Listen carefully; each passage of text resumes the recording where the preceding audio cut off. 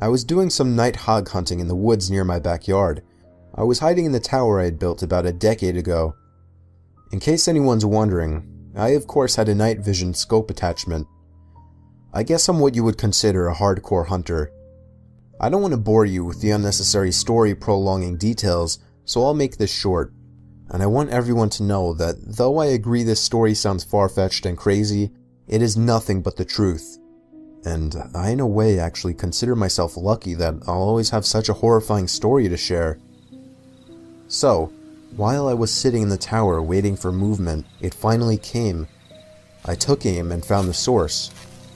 But it wasn't at all a hog, or any kind of animal I was expecting. It was a person. A man wearing all black. Black sweatpants, black shoes, and a black hoodie with the hood over his head. But that wasn't the freakiest part. He was dragging a sack behind him.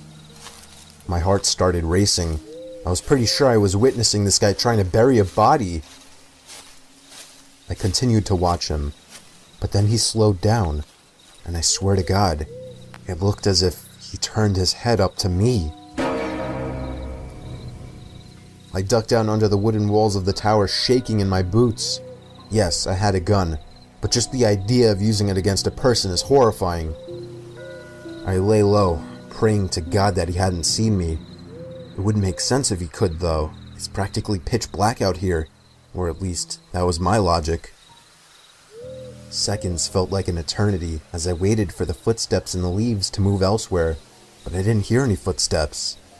All I heard was the sound of a foot hitting one of the wooden planks on the ladder of the tower. I felt the entire tower vibrate and shake as there were 2 more steps moving up the ladder. At this point, I was asking myself deep down, am I going to be able to shoot someone?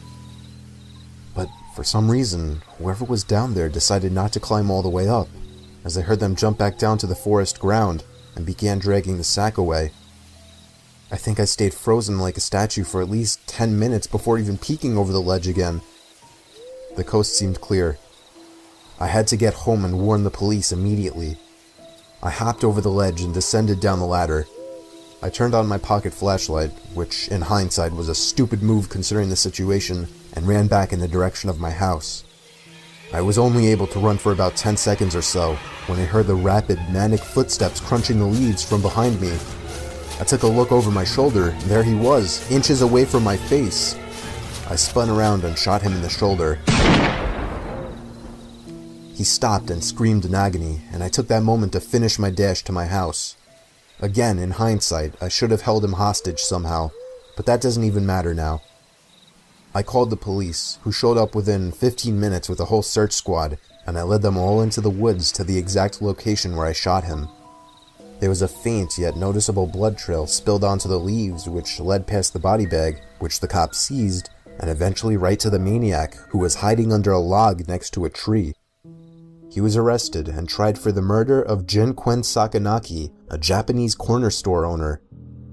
I don't know the full story behind it, but I do know I won't forget this one for the rest of my life, and I'll also be telling it for the rest of my life.